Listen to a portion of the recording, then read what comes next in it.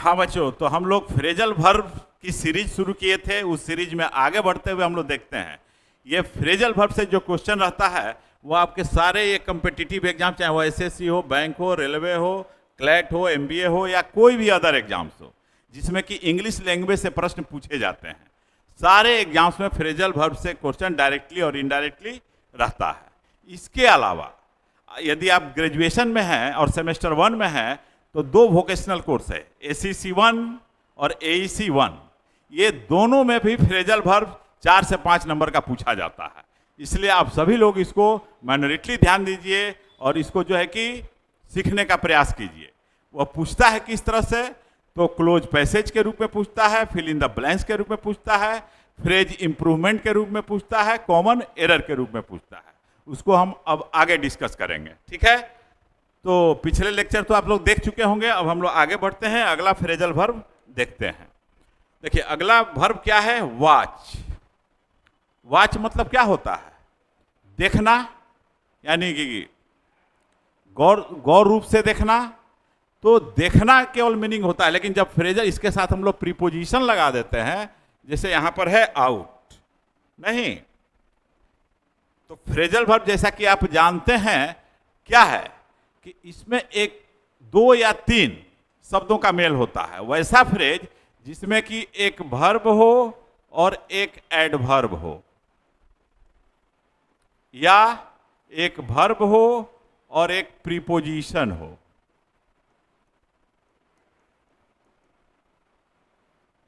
या यह कह सकते हैं कि एक वर्ब हो, एक एडवर्ब हो और एक प्रीपोजिशन हो।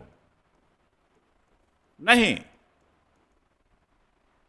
तो ये तीनों ही के मेल को इस फ्रेज, इस एडवर्ब प्रीपोजिशन और एडवर्ब प्रीपोजिशन जो वर्ब के साथ लग करके बनता है फ्रेज, उस फ्रेज को ही हम लोग क्या कहते हैं, फ्रेजल वर्ब कहते हैं।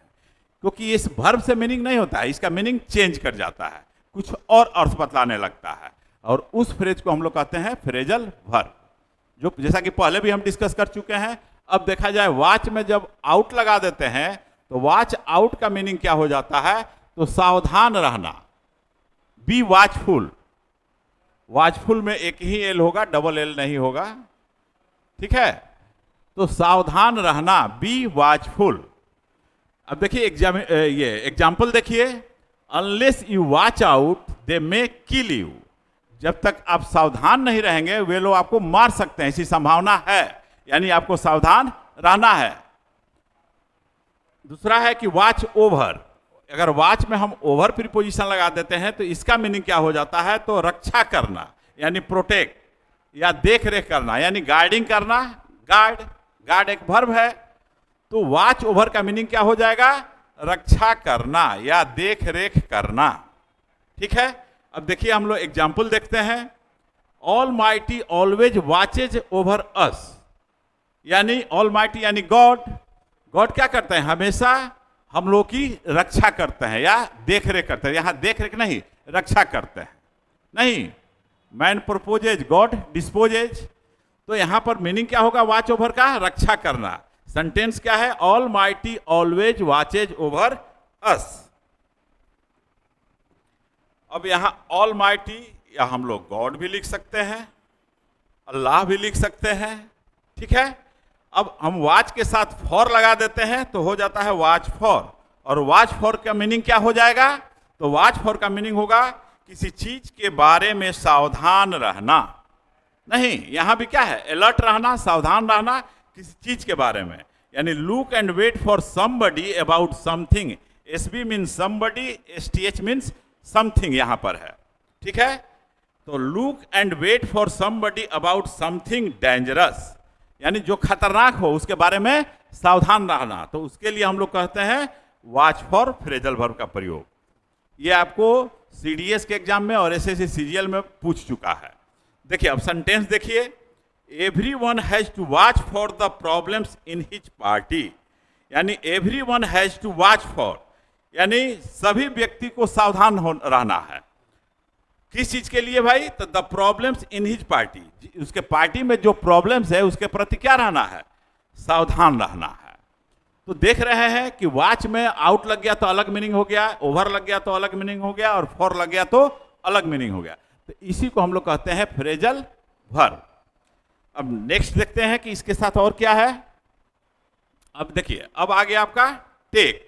टेक मतलब क्या होता है? टेक का मीनिंग होता है लेना, नहीं, लेकिन टेक में अगर हम आफ्टर लगा देते हैं तो टेक आफ्टर का मीनिंग हो जाता है समान होना, यानी किसी के सदृश होना। तो समान होना, या यह कह सकते हैं सदृश दिखना, रिजेंबल या लुक लाइक इंग्लिश में कह सकते हैं। अब जैसे है, देखिए, जूही टेक्स आफ्टर हर मदर, यानी जूही अपने माँ के तरह सदृश दिखती है।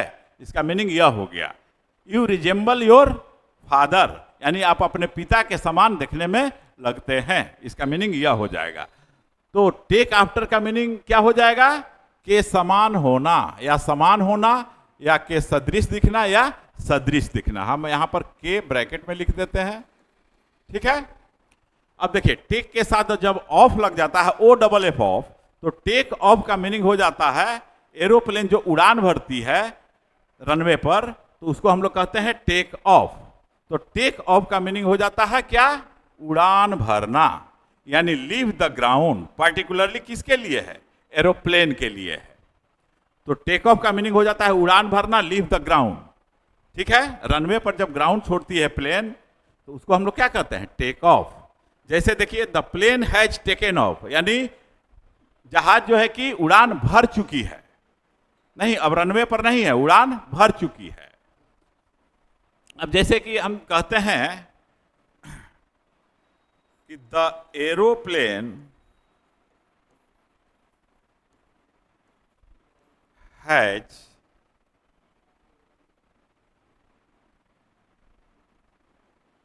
Dash the airport.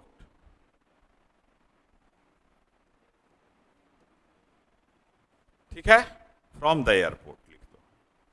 The aeroplane has dash from the airport. अब देखो, अब यहां पर ऑप्शन तुमको क्या मिलेगा?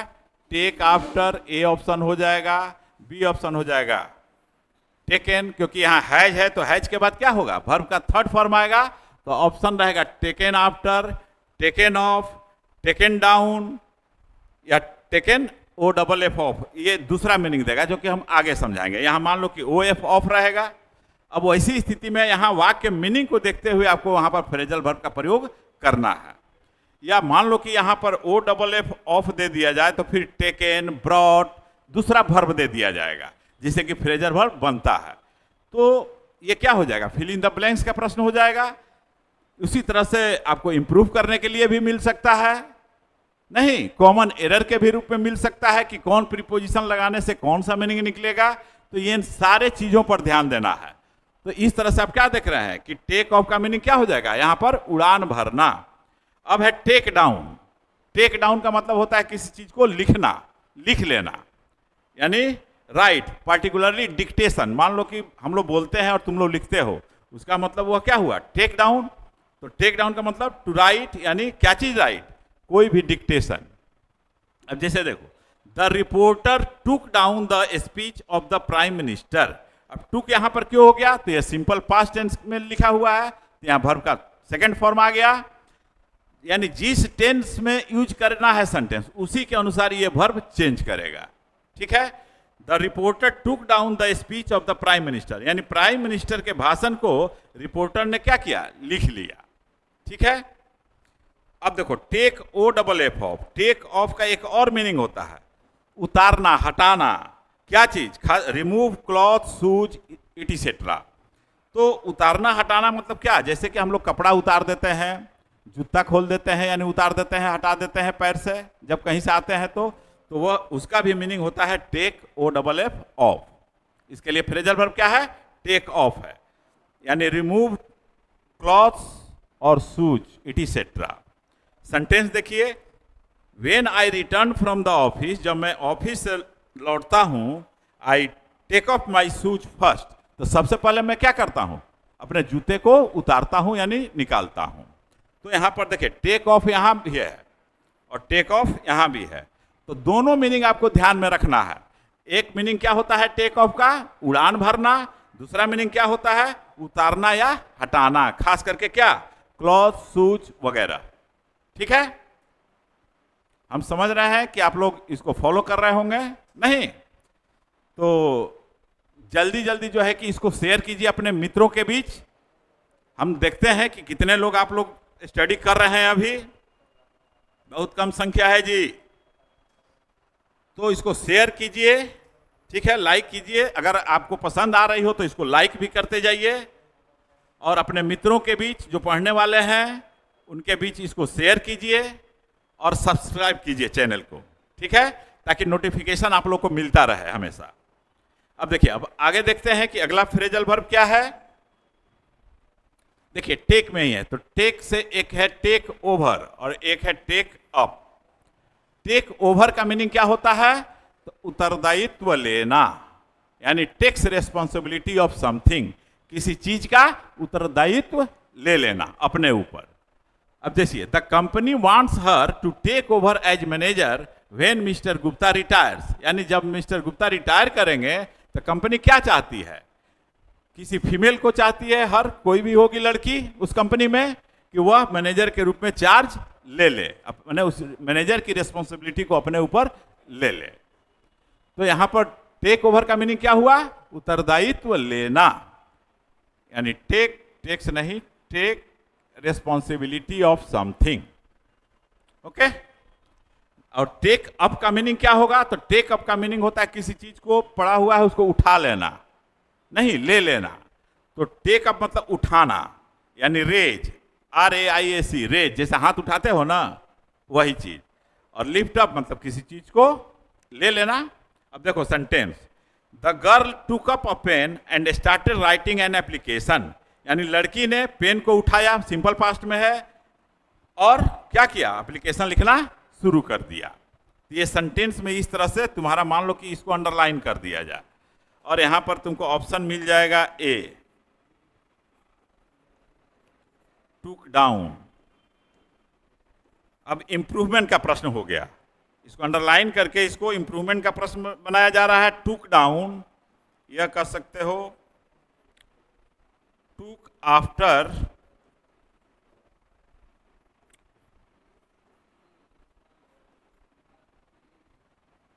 टूक बाई, और डी में हो जाएगा नो इम्प्रूवमेंट। तो इस तरह का भी प्रश्न आपके एग्जामिनेशन में पूछा जाता है। तो ये दिए हुए सेंटेंस में देख रहे हैं कि ये फ्रेजल वर्ब है, तो क्या होगा भाई कि यहां पर मीनिंग किस चीज का आ रहा है? तो उसने पेन को उठाया और एप्लीकेशन लिखना शुरू कर दिया, जिसके लिए कि यहां पर क्या आंसर हो जाएगा? No improvement. अगर मान लीजिए अप के जगह हम यहां डाउन लिख देते और उसके बाद यहां पर अप कर देते, तब फिर आपको इंप्रूव करना पड़ता, वहां पर क्या हो जाता? टूक अप हो जाता। तो इस तरह से इस मीनिंग को ध्यान में रखेंगे कि प्रीपोजिशन के साथ ये वर्ब कौन सा मीनिंग दे रहा है। ठीक है, और उस पर कुछ प्रैक्टिस भी करें, सेंटेंस भी बनाते रहें। ओके, चलिए तो नेक्स्ट देखते हैं। नेक्स्ट देखिए, टेक से ही है, तो take something out. Take something out का मीनिंग क्या हो जाएगा? तो देखिए, टेक समथिंग आउट का मीनिंग हो जाता है निकालना या हटाना, यानी रिमूव। जैसे कि डॉक्टर के यहाँ जाते हो दांत निकलवाने के लिए, तो तुम्हारे दांत को क्या करता है? निकालता है। तो वहां पर हम लोग टेक आउट का प्रयोग करते हैं। जैसे देखो sentence, the dentist took out 2 of her teeth, यानी उसके दांतों में से 2 दांत को क्या किया? डेंटिस्ट ने, दंत चिकित्सक ने टुक आउट कर दिया, यानी कि उसको बाहर निकाल दिया। वो डैमेज होगा नहीं।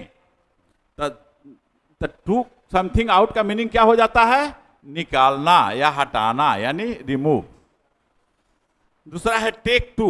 तो टेक टू का 2 मीनिंग होता है। एक होता है टेक टू का मीनिंग आकर्षित होना या पसंद करना, यानी स्टार्ट लाइकिंग, किसी चीज को पसंद करना शुरू कर देना।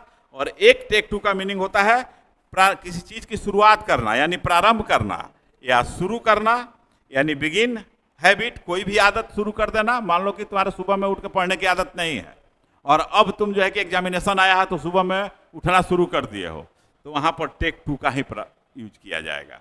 ठीक है, अब देखो सेंटेंस, टेक समथिंग आउट, निकालना। The dentist took out 2 of her teeth, यानी डेंटिस्ट ने उसके 2 दांतों को उखाड़ दिया, निकाल दिया, बाहर कर दिया। अब टेक टू का मीनिंग देखो, आकर्षित होने के अर्थ में या पसंद करने के अर्थ में। I don't know whether she has taken to Mr John, मैं नहीं जानता हूं कि वह मिस्टर जॉन को पसंद करती है कि नहीं करती है। इसका मीनिंग यह हो गया। फिर टेक टू का एक और मीनिंग होता है क्या, प्रारंभ करना, शुरू करना। तो क्या चीज शुरू करना, तो कोई भी अपना हैबिट। अब जैसे देखो, सी टूक टू वियरिंग ब्लैक साड़ी, वह जो है कि ब्लैक साड़ी पहनना शुरू कर दी है। पहले नहीं पहनती थी ब्लैक साड़ी, अब पहनना शुरू कर दी है। तो यहां सेंटेंस क्या हो गया, सी टूक टू वियरिंग ब्लैक साड़ीज। तो इस तरह से हम लोग इसको सेंटेंस में देखते हैं, ठीक है। तो ये भी आपको किसी तरह से पूछा जा सकता है, किसी फॉर्म में पूछा जा सकता है। तो बच्चों, सारे फ्रेजल वर्ब जो इंपॉर्टेंट है, जो परीक्षाओं में पूछे जाते रहे हैं और आगे पूछे जाने की संभावना है, मैं सिर्फ उन्हीं फ्रेजल वर्ब्स को आप लोगों के सामने लेकर के आया हूं। ऐसा नहीं कि इसमें बहुत सारा है, लेकिन जो इंपॉर्टेंट है, जो मोस्ट सिमिलर है एग्जामिनेशन के लिए, उन्हीं फ्रेजल वर्ब्स को लेके आया हूं। तो जो फ्रेजल वर्ब मैं आपको बतला रहा हूं, इस पर आप लोग ध्यान देंगे और इसको प्रैक्टिस करेंगे, याद करेंगे, प्रैक्टिस करेंगे कि किस तरह से सेंटेंस में यूज होता है, क्योंकि यह किसी न किसी वे में पूछा जा सकता है। बार बार हम ये रिपीट कर रहे हैं कि फिल इन द ब्लैंक्स के रूप में पूछा जा सकता है। तो फिल इन द ब्लैंक्स के रूप में क्या होगा, तो या तो इस वर्ब के जगह पर ब्लैंक स्पेस रहेगा या इस प्रीपोजिशन के जगह पर ब्लैंक स्पेस रहेगा।